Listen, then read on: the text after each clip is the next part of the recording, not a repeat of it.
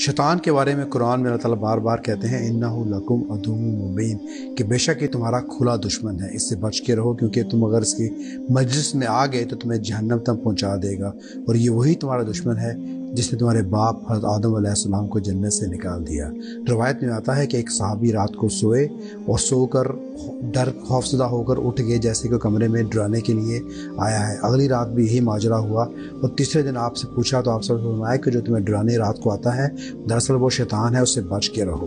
तो जब वो सोने के लिए गए तो उन्होंने सोचा कि मैं सोने की एक्टिंग करूँगा, जब शैतान आएगा उसे पकड़ लूँगा, नहीं छोड़ूंगा। तो ऐसा ही हुआ, शैतान आया, उन्होंने पकड़ लिया, बोला कि मैं जानता हूँ तुम शैतान हो, मैं तुम्हें नहीं छोड़ूंगा। शैतान ने तरह तरह की हुज्जत पेश की और उनको तरस आ गया, छोड़ दिया। अगले दिन आप नबी करीम सल्लल्लाहु अलैहि वसल्लम ने पूछा कि तुम्हारे कैदी का क्या मामला है, तो उन्होंने फरमाया कि मैंने कैदी को इस तरह छोड़ दिया था। उन्होंने बोला कि बेशक वो शैतान था और बड़ा झूठा है, वो फिर तुम्हें तंग करने के लिए आएगा। अगली रात ऐसा ही हुआ, इन्होंने उसको पकड़ लिया, वो बोला कि मैं तुम्हें नहीं छोड़ूंगा।